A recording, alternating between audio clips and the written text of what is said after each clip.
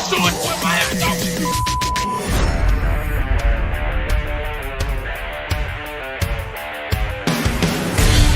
The pressure, he's in trouble. Loses the football. Touchdown! Got it! You have got to be kidding me. Jalen Waddle. It's a Dolphin touchdown. Throwing deep upfield, now the near side, man open, touchdown! Looking deep, he's got a man! Touchdown! The run from Tua Tagovailoa. Touchdown! He's going deep! He's got it for a touchdown! Tagovailoa trying to make up for it. Fire to the end zone. Touchdown! Beautiful day to be a Dolphin fan. Let's go!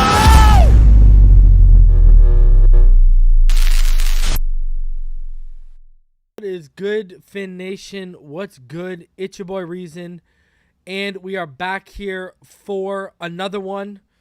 Appreciate all of y'all coming through on this Friday evening as OTAs for the Dolphins officially wrapped up today. So I hope everyone is having a fantastic time. Now, I know there was some sad news in the community today as Eric, who heads TuAnon, passed away. Obviously, sending my condolences to his friends and his family. You know, terrible stuff. There's no doubt about that. Going that young, it's never a good thing. You know, I didn't make a big deal about it on Twitter. Like, you know, I didn't really know him well. Other than that, I hadn't really interacted with him. I know he had been running the TuAnon account, and you know, I know everyone gets a kick out of that, and that's, you know, obviously that was a positive factor for the community to an extent. But, you know, obviously, hey, any interaction with him aside, you got to send prayers and you got to send good wishes and well thoughts to the family and his loved one and his friends, because, listen, life is short. This is absolutely tragic.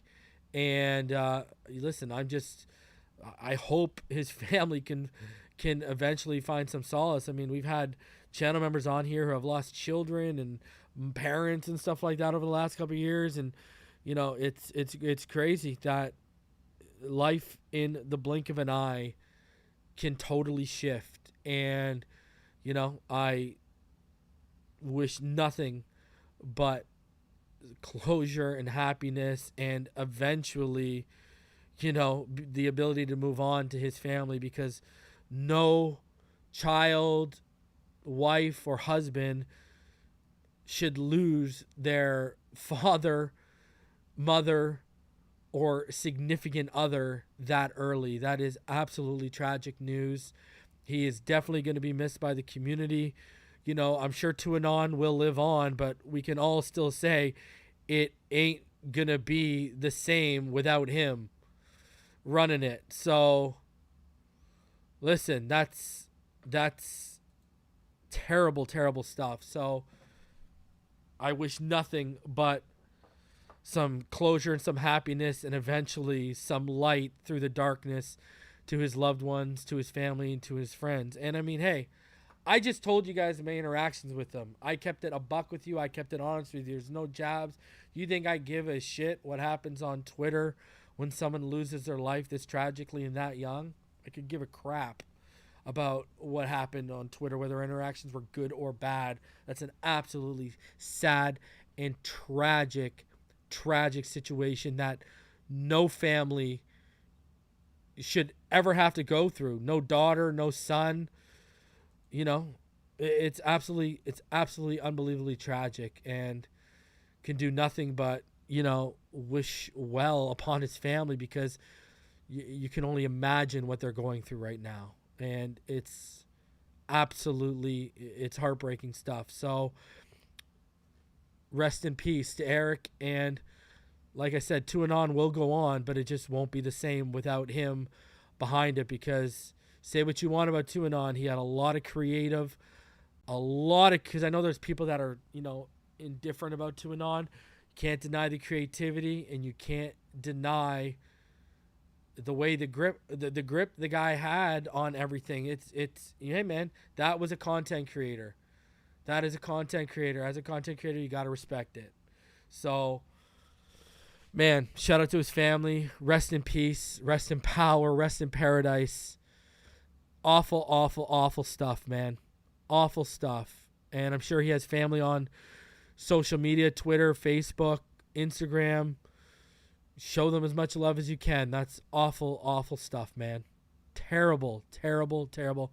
Can't imagine what his family is going through. Can't even begin to fathom that. So, sending them nothing but love and positive energy. Positive energy. I hope from this day forward, nothing but positive things come upon that family. I really do. I hope they flourish, because I'm literally at a loss for words. That's just awful, awful stuff, man.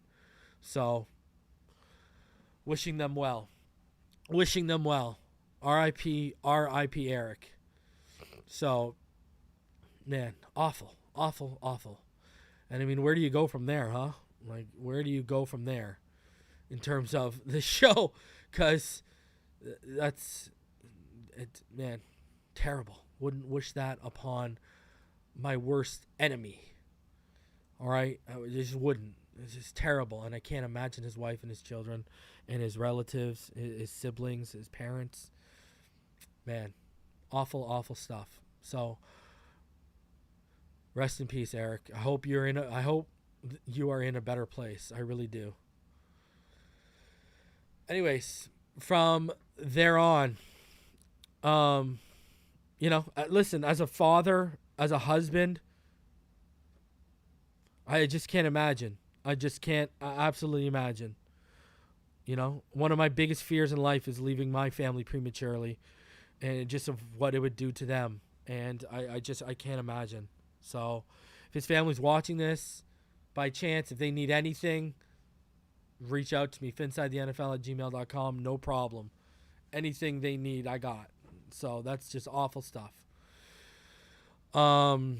So terrible, terrible, terrible. And from what I understand, it was through a car accident. So, man, R.I.P. Eric. I hope his family can find some peace and solace in this tragic time, man. I really do. Continuing on here, one of the things we talked about on the show yesterday was Liam Eichenberg, starting to get cross-trained at center, and terrible stuff. That this guy can't work out at left guard. This guy can't work out at tackle. Now we're admitting our faults, and we're moving him to a position where, guys who got length issues, guys who got athletic issues on the offensive line, where do they eventually get pigeonholed to? Center. And interesting conversation has come up as whether who's going to be at guard right now. Obviously, the conversation is Isaiah Wynn. But I found something interesting today. I'm getting the sense that, we talked about it when we drafted him. And it looks like that's what's might be happening, and that's where he might be getting his looks at.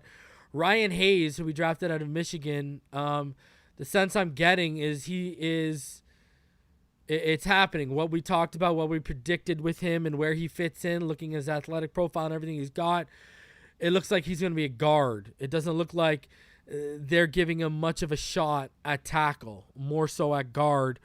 Again, you got Lester Cotton, you got Robert Jones, you got Liam Eichenberg. Ryan Hayes getting added to the mix, that's great, that's fantastic. But again, a guy who I still don't think is going to beat out an Isaiah Wynn if you give him the shot at guard. But I wanted to come through and give you that. It looks like Ryan Hayes is at guard right now.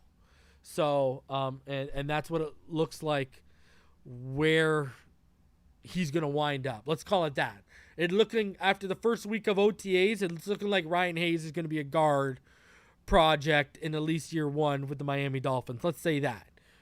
Okay? So, again, I keep going back to it.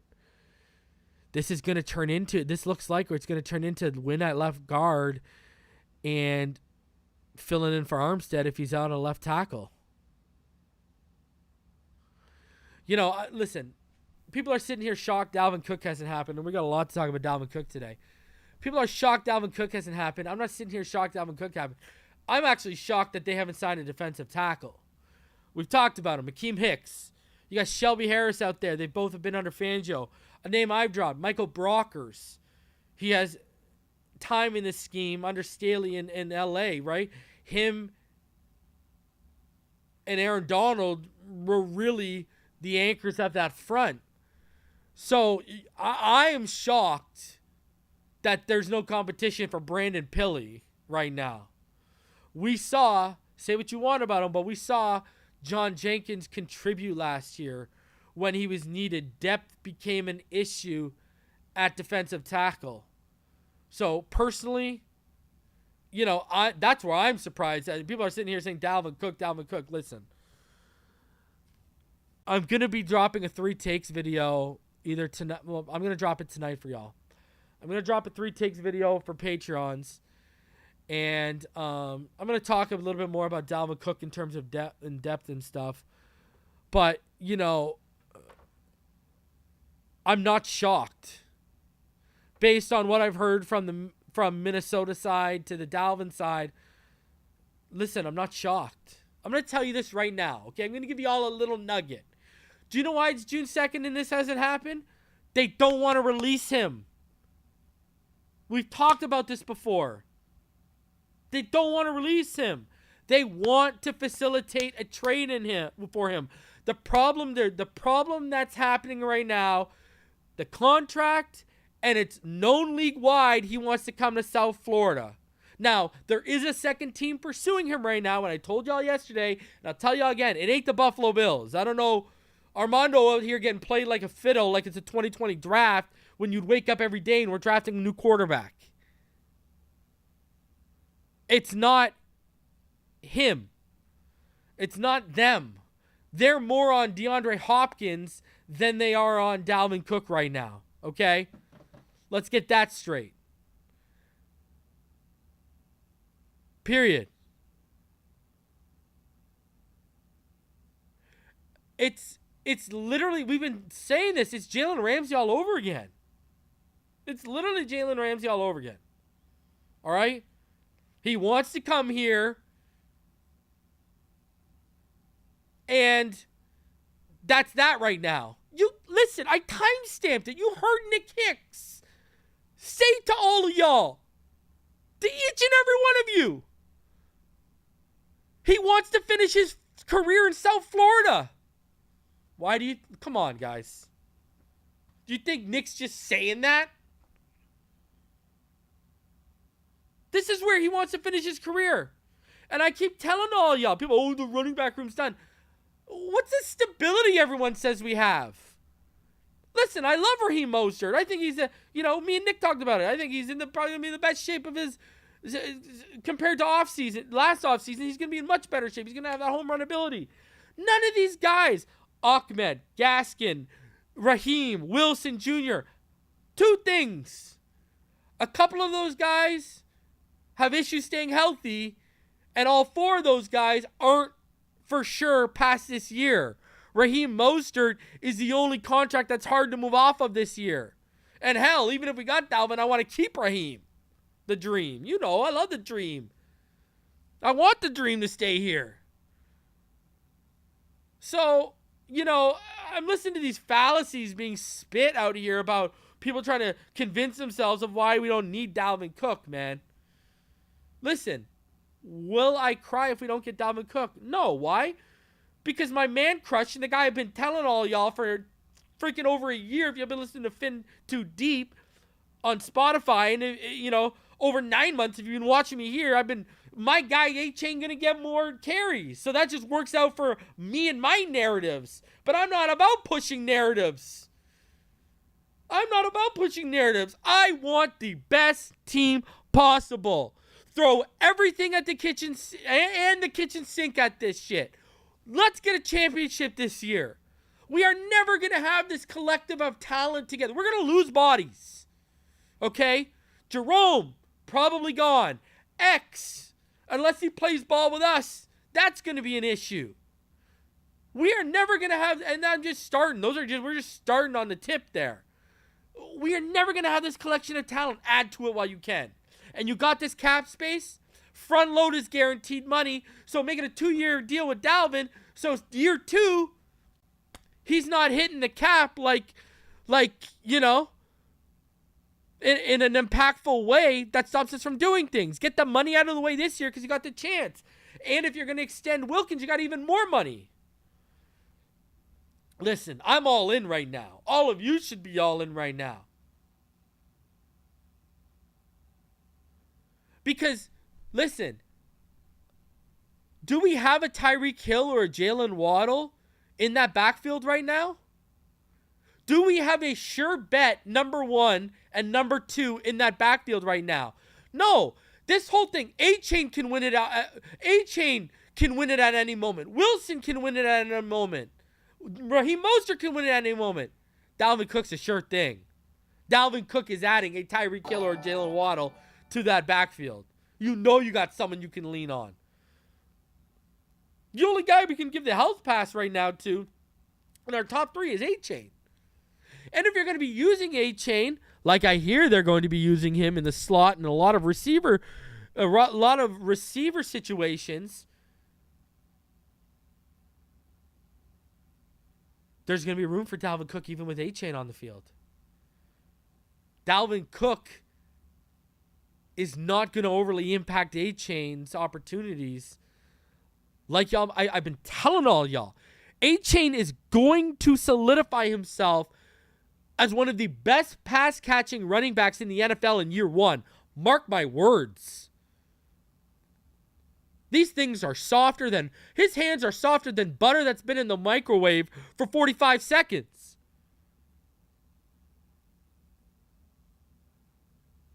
I'm telling y'all, watch. Watch. When we run 4 verts at you with Hill, and then either Chosen or Barrios in that slot to the left, and then A-Chain in the slot to the right, and Waddle out to the back, and then we got Dalvin Cook or Raheem Mostert in the backfield out of our 20 personnel package coming at you. Now what? How do you defend that? That's impossible to... Who has a defense fast enough, good in coverage enough, multiple guys, good in coverage enough? Look at the stress you're putting on that defense. There's no defense that's got the safeties, the second-level players, and the corners that can match up with that and what you'd have coming out of the backfield behind all of them. 4 verts, Mostert or Cook on a wheel route right behind either Hill or Waddle. Oh, how do you defend that? You can't. You literally can't. That is Marino to Tua. Pick a guy and let it fly. Because you're going to have multiple guys get open. The old Alabama 1-2. You literally cannot defend it. It's indefensible. And we got the perfect quarterback to make those throws. Just saying. So Dalvin Cook, that layer he adds, it's another layer, man. It is another layer. Don't get it twisted. And guys, think about this. We are only 100 days away. 100 days, baby, from our first Dolphins game. So, count it down.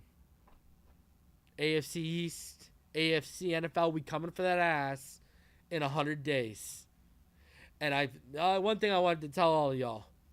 Do you understand? Like, I watch a lot, right? So, like, I see the comments, I see the threads. Do you understand the fear in these fan bases if we get Dalvin Cook already? Why do you think Minnesota, we've got all the leverage? Teams don't want to trade for Dalvin Cook right now not only the contract, knowing he wants to come here. He's on a sure bet because he needs that contract restructured because he only got $2 million guaranteed. This is literally playing into our hands. Now, a report came out. We're not going to go over it today, but you can go look it up. Pro Football Talk said that they've been told that this is going to come to a resolution by the end of the week. I mean, we're on Friday. Is the end of the week to them Sunday? I don't know. But we know they want to do right by him.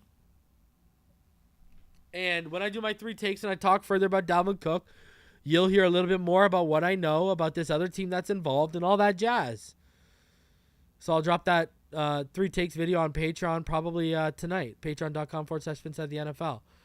So, listen. You got Ryan Hayes at guard. Cha-ching. You got Cook. Listen. When we got A-Chain and everything, I dropped it down to 40% just because of things I'm hearing. I did not know it would ramp up this heavily, privately, the things I'm hearing right now. I really didn't think, and it did. So, I've been reluctant to give out a number, but I'm just going to leave it at this. If Chris Greer wants to make this happen, Dalvin Cook will be a Miami Dolphin. The ball is in our court. It is in our court. Period. Pyro's in the chat. We've gone from Pyro bitching that we don't get running backs. If we get Dalvin Cook, they'd have taken care of every time Pyro bitched about it, they would have taken care of it and tenfold.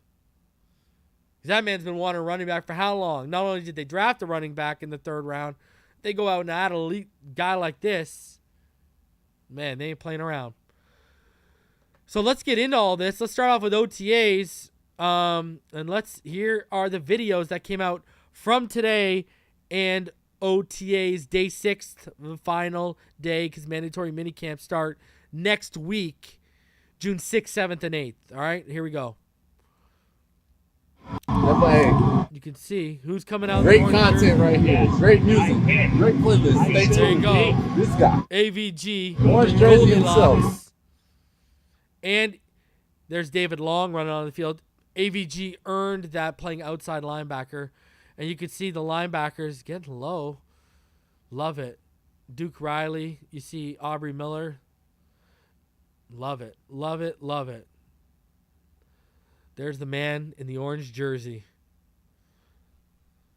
Man, AVG going to have a good year this year. Going to have a good year. I still like him in that position better than Jerome Baker long term. I don't know why. Look at that. Oh! Get it, young man. Jalen Waddle. He's ready. Braylon Sanders.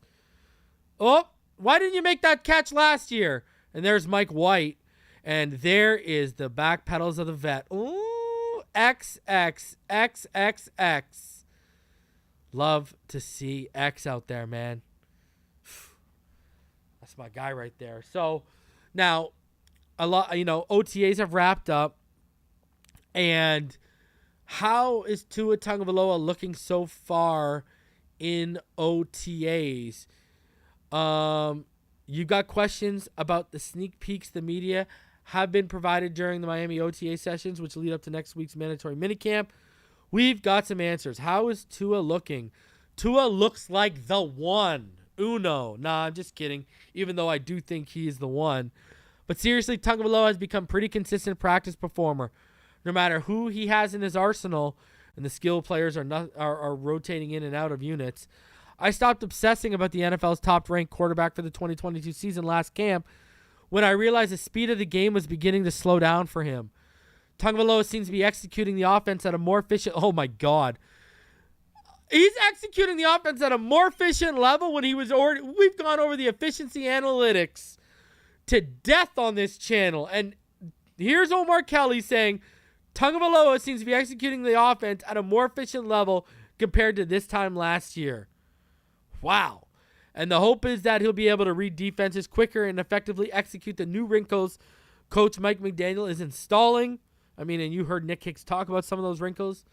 As for my standards for practice performance from Tagovailoa and all quarterbacks, I just want to see them not take unnecessary sacks, keep the interceptions to a minimum, convert third downs in game-like situations, score touchdowns when Miami's doing red zone work, and deliver one big passing play per day.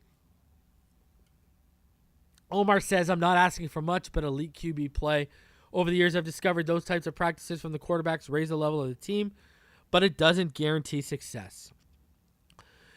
Another person asked Omar, I want to know how the O-line looks and who you think has gotten better from last season. The same. They have some success creating run lanes, but there's too much pressure on the quarterbacks for me to feel comfortable. But keep in mind, we haven't seen the offensive line with Taron Armstead or Connor Williams, so we're watching the unit without its two best players, but I'd conclude the Dolphins' second-team offensive line is better, deeper, more prepared than they were last year this time, and that's a step in the right direction. So that's a positive. He said, he was asked, how does Tanner Conner look in year 2 in this system?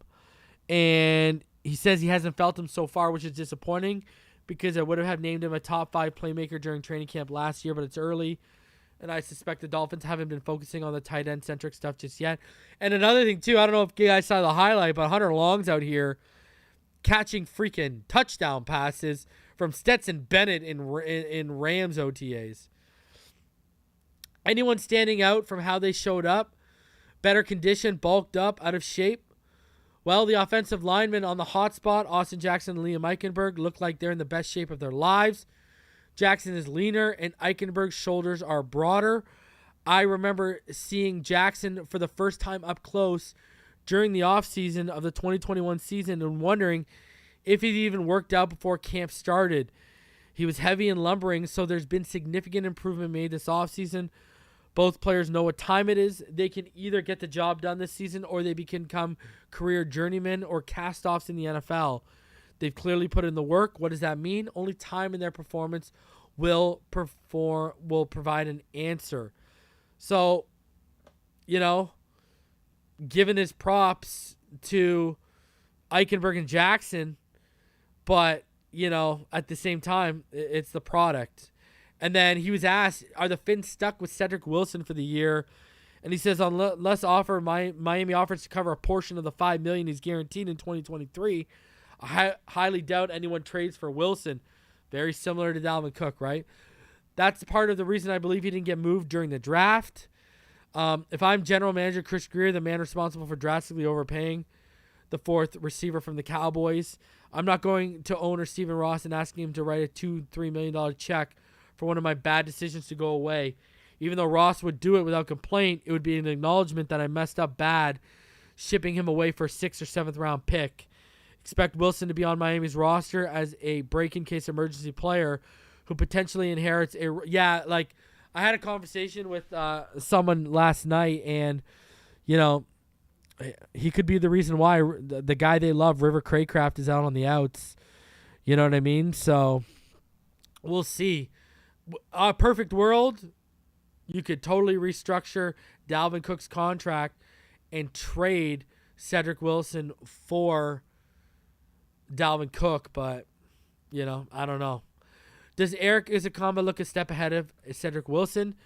Based on what I saw last training camp, Izakama, the Dolphins' 2022 4th-round pick, was ahead of Wilson then. He plays with power and size, which is something this receiving corps could use. It's super early, but I've noticed more plays from Izakama than Wilson in the 2 practices we've witnessed. That doesn't mean anything, though. I personally think whoever of those two makes themselves an asset on special teams is who plays more, but I'd be shocked if both didn't make the 53. Do the DBs look as strong as advertised? He says the problem with this question is how much work have Xavier Howard and Jalen Ramsey been doing? Not very much, right? He says right here, I haven't seen Jalen Ramsey backpedal against a receiver once, and we all know X doesn't really practice till 3 weeks before the regular season. So, there you go. Which undrafted rookie free agent do you see as a legit challenger to make the roster? Mitchell Agudier, a guy we spoke about on this channel yesterday. He said, look at it, there you go. Mitchell Agudier, there it is. Right there for you. So, it's going to be very interesting because what happens with Cam Good? They drafted Cam Good. They moved into the practice squad. They wanted to invest in growing Cam Good. Now what? You know what I mean? Now that's kind of taken away because Mitchell Agudier looks like he's ahead of where Cam Good is.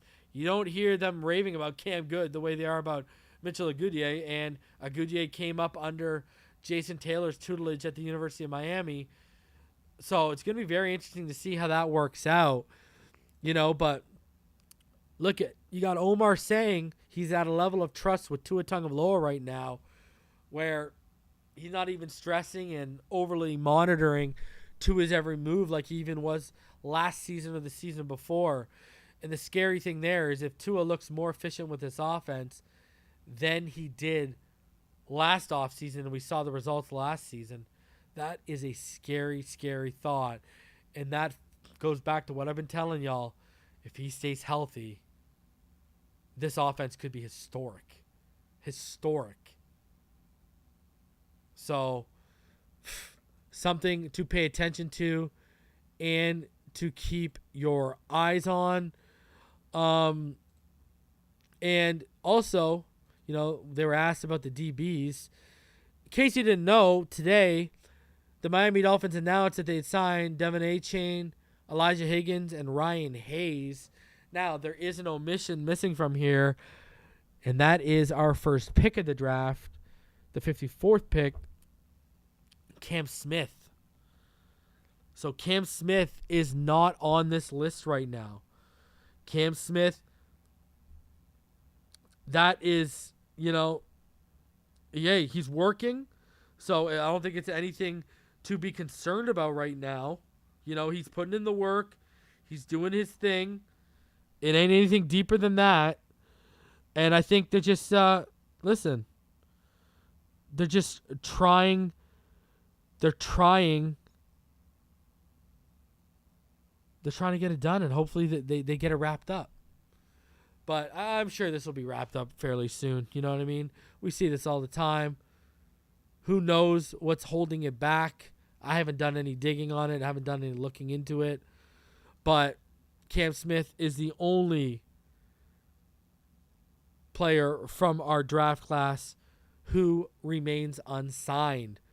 So we'll see how that goes on. I'd be worried if Cam Smith wasn't showing up to OTAs. You know what I mean? He's going to be there at mandatory minicamp.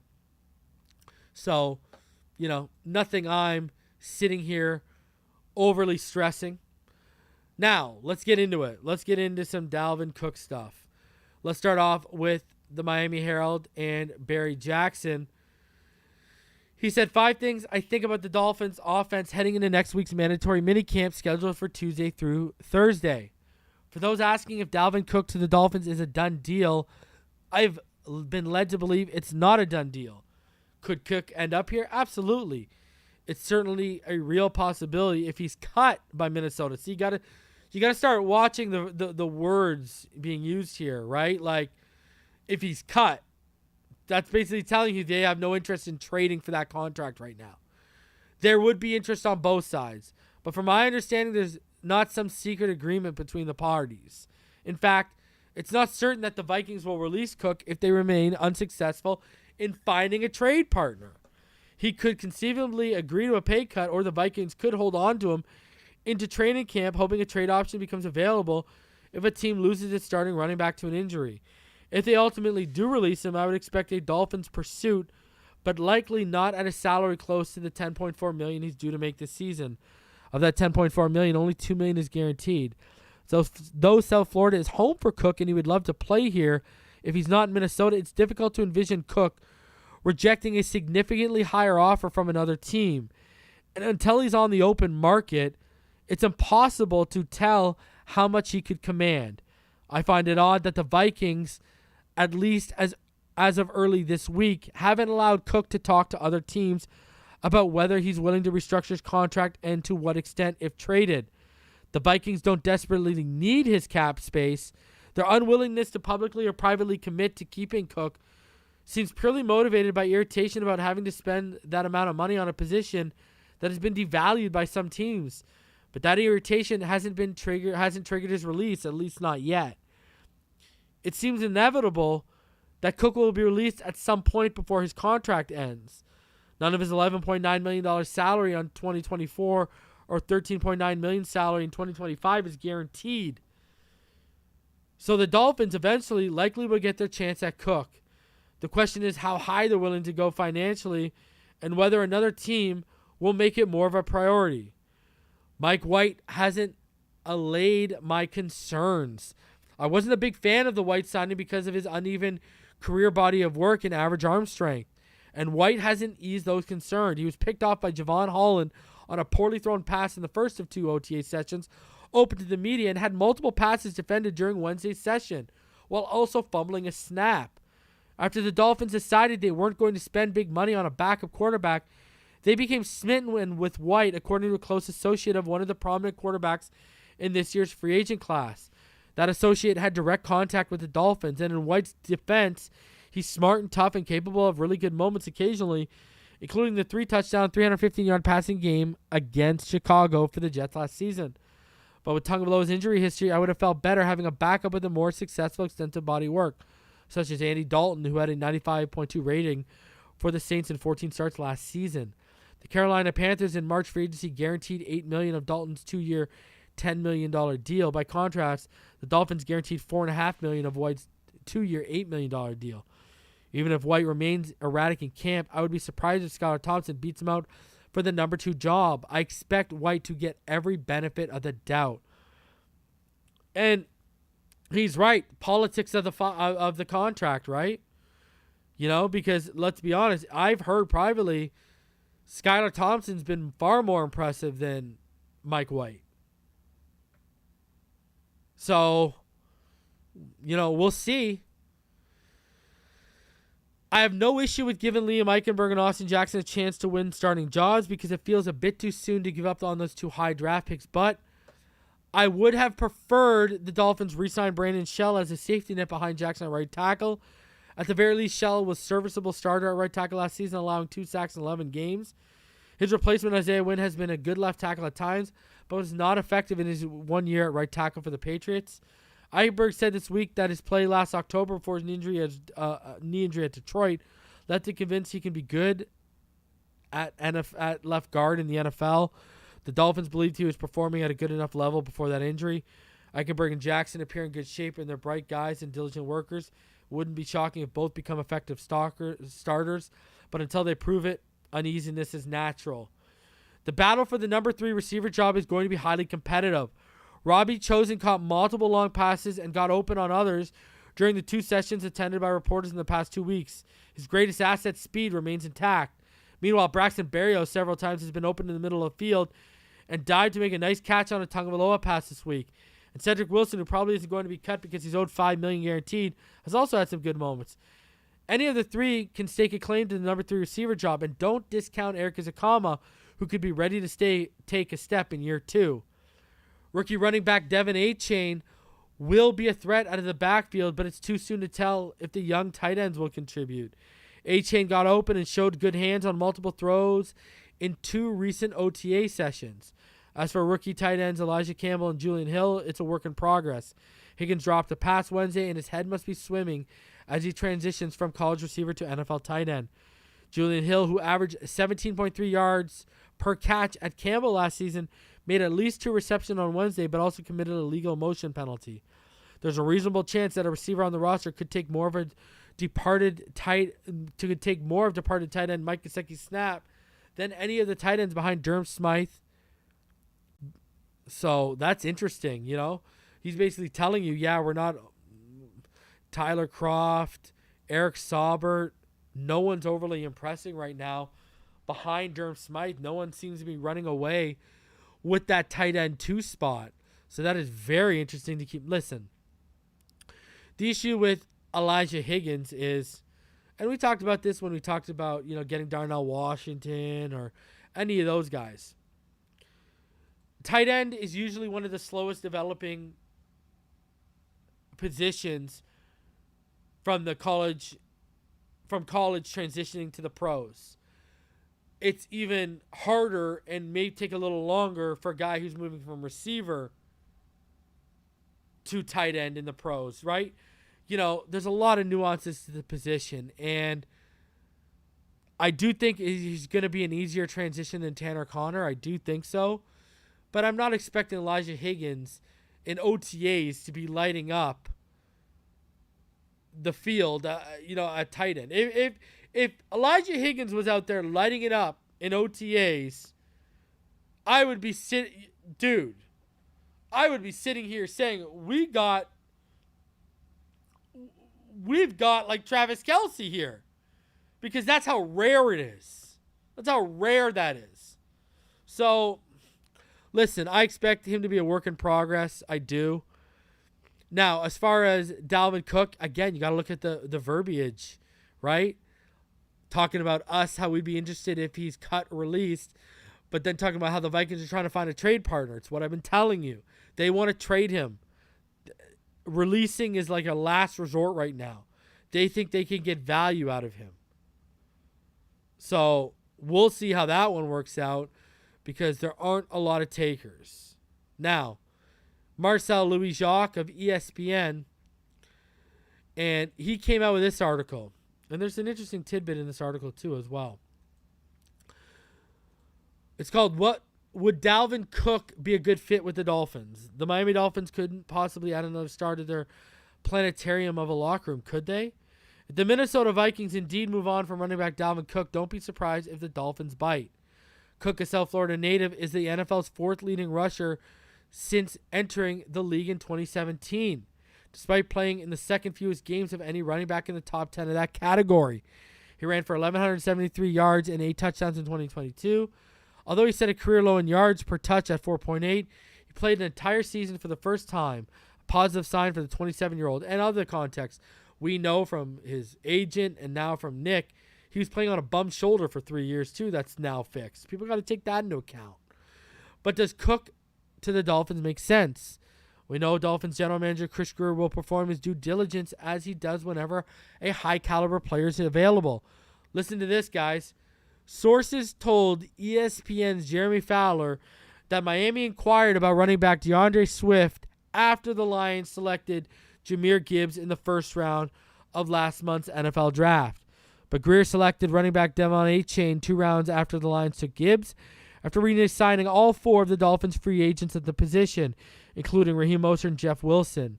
The Dolphins finished the 2022 season ranked 25th in rushing yards, which Coach Mike McDaniel attributed to his play calling rather than the players carrying the ball.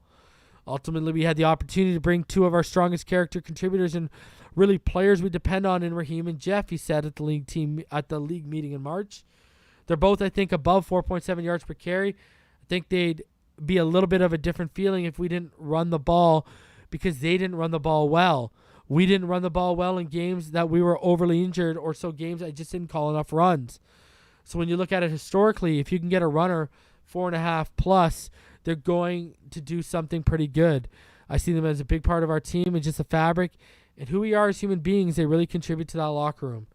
Over a 6-year career, Cook averaged 4.7 yards per carry, and his 1,282 attempts ranked 4th amongst the league during that time frame. He traditionally has been a high workload back with the Vikings, but the Dolphins' running back room is too deep for him to continue that role in South Florida. So if he's looking for carries, there are better options than Miami. He probably would also have to take a pay cut in the event he signed with the Dolphins. He's due $11 million this season if he remains in Minnesota, and it's unlikely a Dolphins offer would be close to that, even with roughly $13 million off salary cap space opening up after June 1st.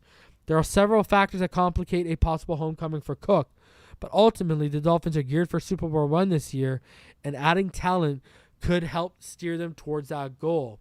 Listen, I'm at a spot too where, just from conversations I've had, listen, I don't think he's playing for the bag. I think Dalvin Cook is playing for his legacy. That's what I think right now. I think Dalvin Cook is at a position where he's playing for his legacy, and he realized, I can become a first ballot Hall of Famer if I win a chip in Miami. And I agree. And here's even another layer to it. Listen to this. NFL scout raves about Dalvin Cook's ideal trade fit. They'd be really hell to stop. Dalvin Cook's name has been circulating in trade rumors for months, and there's a feeling inside the NFL that the Vikings could be primed to move on from the star running back. Teams will fresh up cap space to spend after June 1st cuts were officially executed could be in the market for a veteran back they view could put them over the top. Even though Cook is set to count for $10.4 million against the cap this season, his consistent productivity and the fact that he's coming off a stellar 1,173-yard and 8-touchdown campaign in 2022 should spark a strong market. There might not be a better fit for Cook than the Miami Dolphins, who the 27-year-old recently said he would accept a trade to. Miami would have a hammer to go with all of that speed, an AFC scout told Heavy, on the condition of anonymity to speak freely to another team. With Dalvin Cook, they'd really be held to stop on offense. It would be almost unfair to drop him in that situation. The Dolphins would certainly fit the criteria of a team that would be in the mix for Cook. Miami currently has upwards of $13.9 million in cap space, returned to the postseason in 2022. Likewise, the Dolphins have been acting like an organization that is serious about competing for Super Bowls over the past 2 off seasons, following the acquisitions of Tyreek Hill and Jalen Ramsey, Bradley Chubb, and others. For several teams at the top of the Super Bowl hierarchy, Cook would be a luxury piece, and to some extent that would be the case for the Dolphins too. Miami deployed the backfield duo of Raheem Mostert and Jeff Wilson in 2022, but despite the versatility as contributors in the passing game, combined for 43 receptions for 296 yards with 3 receiving touchdowns, the Dolphins boasted only the league's 24th rated rushing offense. Adding Cook into Mike McDaniel's offense that emphasizes speed on the perimeter, pushing the ball deep in the vertical passing game would certainly keep defenses honest. Not to mention, Cook has the potential to be a battering ram late in games, when the Dolphins could have the chance to wear teams down while putting victories on ice. Cook also can make plays with the ball in his hands as a receiver. Last season, Cook pulled down 39 of his 51 targets for 295 yards and a pair of tubs. The Dolphins would be a terrific fit, an NFC personnel executive told Heavy. He's a great back. Why the Dolphins make sense for Dalvin Cook and the Vikings.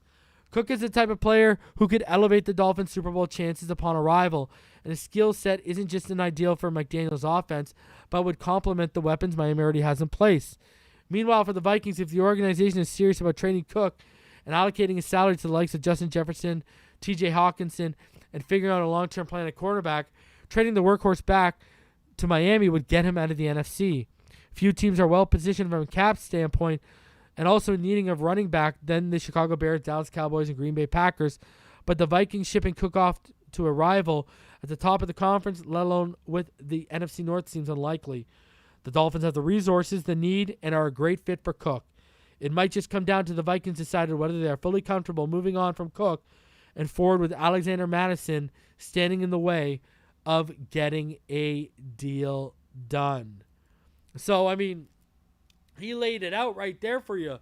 Y'all see why it makes a ton of sense. You can never have too much high-end talent. Is there anyone that's going to complain about having too much elite talent? Tell me that. And like I said, do we have a Tyreek Hill or a Jalen Waddle at running back? Listen, I'm the biggest Devin A-Chain fan there is. We don't know what he is yet, though. We haven't seen him on the field.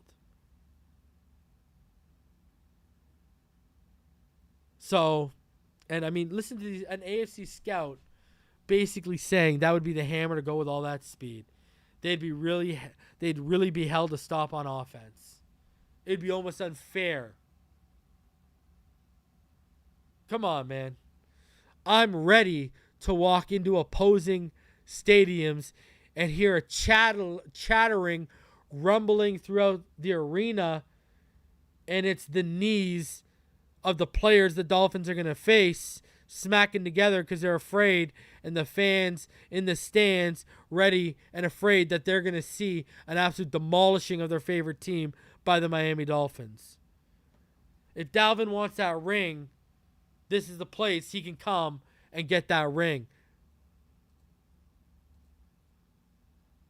And guys, we've gone over a whole bunch of Mike Clay's unit rankings throughout this offseason. And if you didn't see it, all the final rankings came out. And by his unit rankings, check this one out, guys. And look at running back, by the way. We're not even a 1. Figure that one out. Look at this, guys. I want y'all to see this right now. Even with arguably, by his calculations, the worst tight end room in the NFL, and by his calculations, what? The 6th, 7th worst running back room in the NFL by his calculations. The Miami Dolphins, for him, finished with the second best. And remember, this is ESPN, Mike Clay of ESPN. The Dolphins finished with the second best roster amongst NFL teams. Imagine if Dalvin... What does that spike to? Look at the Vikings. They're 2.6 with Dalvin Cook. Well, that running back room is no longer in red if you add Cook. Just saying. Just saying. Just throwing that one out there. And remember, I suggested maybe making a move for Tyler Higbee. Funny enough, Tyler Higbee, tight end, is the only green for the Rams at the bottom there, who have the worst roster in the NFL right now, apparently. So, very, very interesting that the ESPN and Mike Clay, they have us ranked as the second best roster in the NFL. So I ask you in the chat, where would you rank our roster? Where does it rank amongst all the teams out there in the NFL? And if you didn't see it, guys, listen to this. I don't get why he said this, but we'll talk about it. Here's Travis Kelce predicting where Hopkins is going to go. Check this one out. Twitter. You free now. Come join the kingdom, DeAndre Hopkins. Yeah, I don't know. Is anybody else about to start recruiting, you think? I don't. Are we allowed to recruit? I thought that was all tampering. Now that I thought once you're a free agent, is it tampering anymore?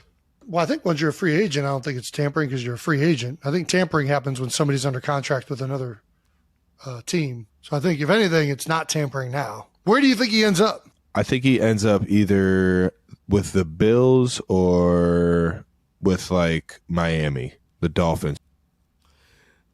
What? Why? Listen, I know the Bills make sense. Why would we bring in DeAndre Hopkins? Listen, if DeAndre Hopkins was willing to come here for $3 or $4 million, sure. But DeAndre Hopkins wants to get paid right now. That is known.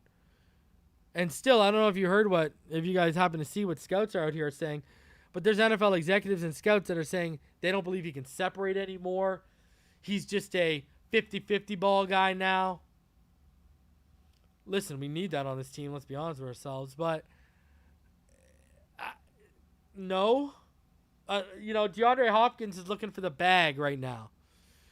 DeAndre Hopkins is trying to get paid right now. This isn't Dalvin Cook where we don't have no Tyreek or no Jalen Waddle. And we got just a bunch of number 2s and 3s and an unproven rookie here. So, I don't know what Kelce's talking about. I don't know what's going on there, but yeah, I don't think so. I missed this donation earlier from Knight. He said, starts with the offense. He has beat the Bush about 4.5 yards. I don't know what I'm talking about. Knight earlier. I think going back on that one, obviously, wasn't a great... My Lord, the lightning that just struck outside. Holy Jesus. Holy. Whew. My God. Scotty Joe says we right up there with KC, Philly, San Fran, and the Bengals. Aaron says Greer not going to pay D-Hop what he wants. Don't need him anywhere. Nuke isn't worth it anymore. Just like, yeah, Nuck. It's Nuck, right? And there's no E. It's N-U-K. But yeah, I don't know if you guys saw Zeke working out. Zeke looks like he's in incredible shape. Scotty Joe, he heard it and he said, the Lord is hyped also. I get it. Man. I get it. And all you guys, Scotty Joe thinks we got the 3rd to 4th best roster. King Z says we got the 1st best. Robert Tomlinson says 1 or 2 for sure. Dean says 2. Chris Griffith says 1 through 3. Oh, the lights just flickered. Is your boy going to lose power? That's the real question here. Big O. You're talking about Big O. Starts with the O. He has. I don't get that, bro. How's that? Where's Big O? Starts with O. He's beat around the bush for about 4.5 yards. I don't know. Oh, we were talking about the people not wanting Cook. It starts with Big O is beating around the bush about a room averaging 4.5 yards. Okay. Thank you for clarifying, Knight. I don't know. I haven't heard Big O's take on it. I've told you guys this. Really, outside of Dudley, not many people in the community I really watch. So I haven't heard Big O's take on it. Come on. Listen, I tried not to disrespect Raheem Mostert when Nick was on the show. But come on. You can add up Salvin Ahmed, Myles Gaskin, Raheem Mostert, and Jeff Wilson. Let me ask you this. In the chat right now, whether you're watching this now or later, 415 of you in the room, smash that like button. Right now, straight up, would you, yes or no? I don't need explanations. I just need a yes or no. Would you trade Jeff Wilson, Raheem Mostert, Myles Gaskin, and Salvin Ahmed, all four, for one Dalvin Cook? Yes or no? Would you trade all four of those guys for one Dalvin Cook? Yes or no? Yes, in a heartbeat. Yes. You guys aren't even hesitating. Cook all day. IMAX is the only one who said no. Good for you, IMAX, for standing on your own. Scotty Joe said no. Hammer said no. Mike said no. Okay, so we got 3 no's and a whole lot of yeses. My whole point is this. Listen, even Kieran says, what kind of question? Hell no. It's okay. We got like maybe half a dozen no's. See, checking out, let me ask you this. No injury depth. I agree, except some of the guys we're trading, they get injured regularly. Anyways, my whole point is, all 4 of those guys are not one Dalvin Cook, right? Like Knight says here, if you knew Cook would stay healthy, yes, which 110%. Listen, I'm not saying they're going to do that. My whole point was, you're not going to trade. You're not going to not do that trade. I don't know what to say. Dalvin Cook changes the dynamic of this team. I don't know what to say. So, listen, and I'm a fan of Raheem Mostert, and I'm a fan of what Jeff Wilson was doing last year. Man, go back a couple years. The EM Dolphin fan gives me hell all the time when we talk about the running backs. About, bro, you were the first one on Myles Gaskin. Tells me this story. He's like, I remember sitting there at work, and you hit me up about Myles Gaskin, talking about how you dove in the tape, and you thought he was going to win the starting job in 2020, and he did, and you're not even in on him like that. Yeah, because I'm objective, bro. And I don't know what to say.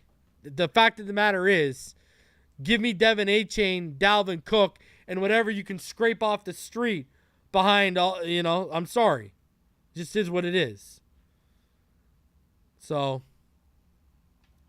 I'm not trying to, knock anyone or anything like that. So, listen, I think the running back room is fine. If we don't add him, I think we're still in good shape. But I don't know what the reluctance is to add superstars and elite players is here. I don't get it. Scared money don't make no money. We are in a position where we can afford to add someone like that if they play by our financial terms. And look at our roster right now.